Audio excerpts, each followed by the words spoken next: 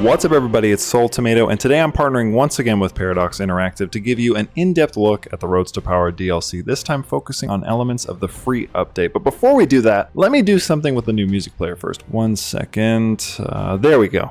That's better. Now, players will immediately notice this new feature on the main menu, the Character of the Week. Think of these as temporary bookmark characters, giving players incentive to play as or in different regions, as different cultures or different faiths that they may otherwise not. Each character will have their own soft goals or trophies and historical context to expand your knowledge of those characters' backstories and their place in history. Next, on the character selection screen, we have the new 1178 start date and its accompanying bookmarks, Call of Empire, which focuses on the Byzantine Empire and the surrounding region during the rule of Manuel I Komnenos, and Swords of Faith, which focuses on the Holy Land during the tumultuous years following the Second and leading to the Third Crusade. Since Roads to Power is largely focused on the overhaul of Byzantium, even if this is for the free update, let's go over the Call of the Empire bookmark first, beginning with the plotting Andronicus Angelos, governor of Epirus. Andronicus is the cousin of the current Basileus or Emperor Manuel I Komnenos, a member of a dynasty which has ruled the Byzantine Empire in an unbroken line since 1081. In-game, Andronicus has two adult sons, Isaac and Alexios Angelos, who historically both became the emperors Isaac II and Alexios III. Alexios' daughter, Anna Komnene Angelina, who is also in-game, would go on to write the famous Alexiad as well.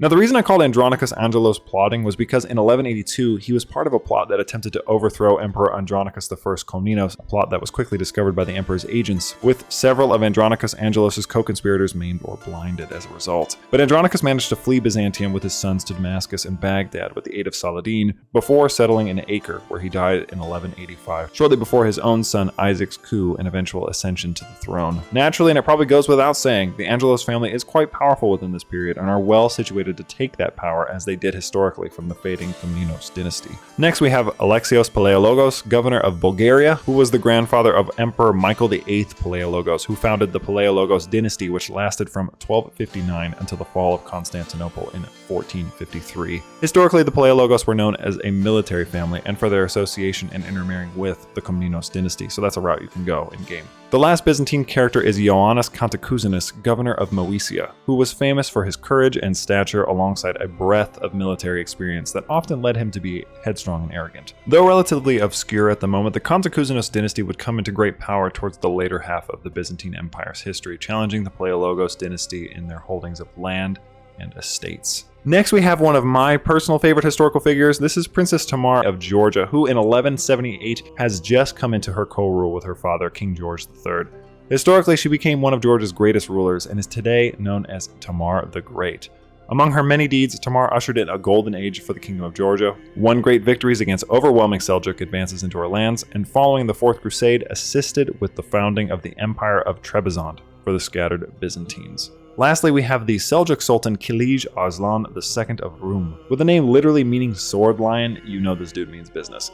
Kilij Arslan II defeated Emperor Manuel I Komnenos' forces at the Battle of Myriokephalon in 1176, securing the center of Anatolia as Seljuk land. Though capable militarily and politically, he famously decided to split his sultanate between his 14 children at his death. He has 11 in the game's start, leading to no small amount of infighting and much for you, the player, to consider when looking to the future of the sultanate. Since Kilij Arslan II has so many heirs, now is probably a good time to mention some of the new succession mechanics, such as Favorite Heir, which will give you the option to play as that character following your current character's death, regardless if they are your heir or not. Because in the update, when you die, you can decide if you want to continue as your heir, or you can decide on a new adventure post-death. Here you'll get a small readout of select individuals according to their skills and how difficult the game perceives they will be, and you can take them over if you wish. Now with that out of the way, let's move on to the Swords of Faith bookmark, starting with the man who probably needs the least introduction, Sultan Salah ad-Din Yusuf of Egypt, commonly known as Saladin. Since it would take hours to share all of his accomplishments, I will summarize by saying that Saladin is remembered as a hugely important Muslim figure in the Crusades,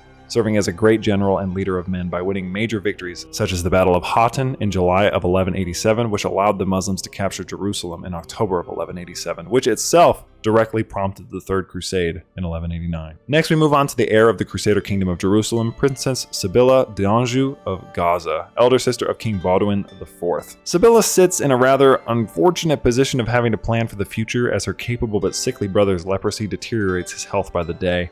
She gets a unique decision in game to determine which side of the family her son and heir, the future Baldwin V, will take after, if you survive long enough, of course. She's also conveniently between husbands in 1178, so perhaps this will make finding a necessary alliance all the more possible. Following Sibylla, we have Duke Raymond de Toulouse of Lebanon, who has had nothing short of a time of it, really.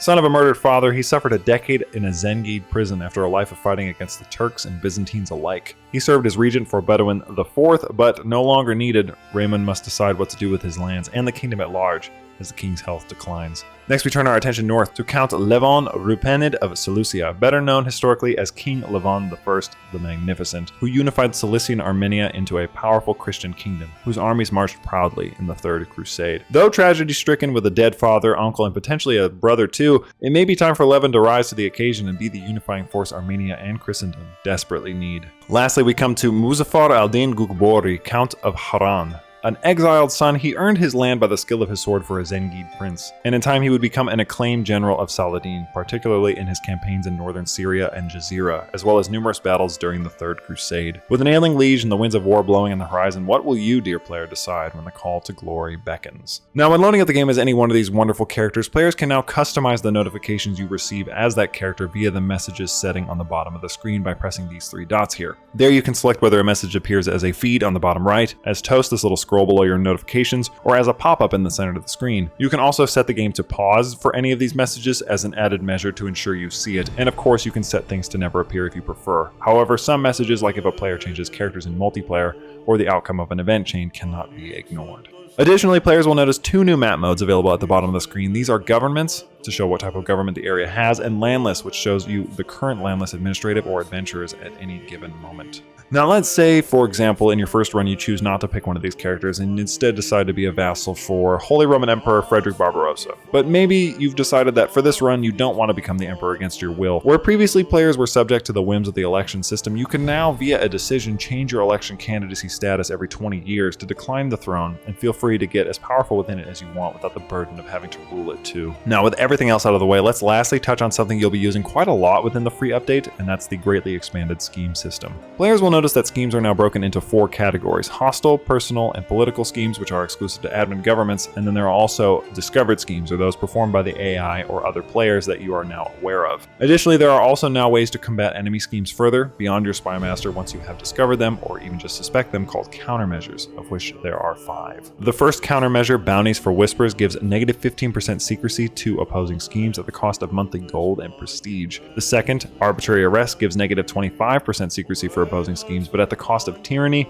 vassal opinion, and courtier guest opinion. The third, Strength and Sentries, reduces the chance of seduction, conversion to witchcraft, and elopement by 50%, but increases the chance of murder, regent overthrow, and artifact theft, while also lowering your courtly vassal opinion. The fourth, Redoubled Guards, does the exact opposite of Strength and Sentries, with a focus on hostile schemes, but at the cost of increased stress and lower Gloryhound vassal opinion. And the final one, Withdraw from View, will basically do what Strength and Sentries and Redoubled Guard does, but with a negative 25% resistance to claim throne and fabricate hook schemes, and a general stress gain increase and opinion decrease. Now let's say you're, for example, doing a scheme which requires agents to complete. This could be a murder or a depose scheme, it doesn't really matter. Agents are basically your co-conspirators and are divided depending on your choice into those that decrease phase length, increase potential success, or increase secrecy.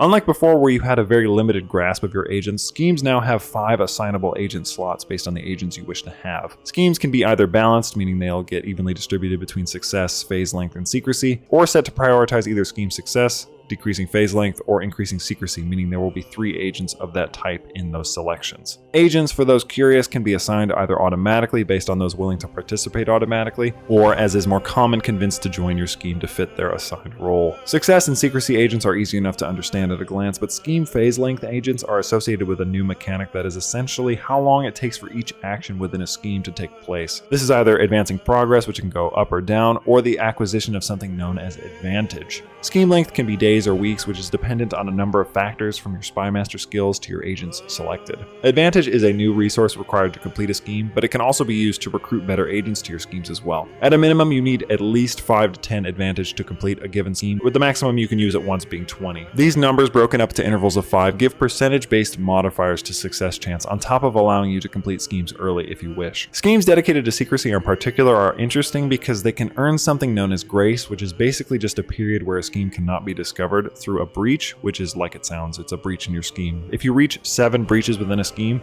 the scheme will automatically fail. But that, my friends, is it for this one. I want to thank you so much for watching. It has been a pleasure and privilege to present these tutorials for Roads to Power to you. I want to thank Paradox Interactive and the community in general for being so supportive, and I sincerely hope you've enjoyed these. As always, subscribe to the channel for future updates. I've been Soul Tomato, and I will happily see you in the next one.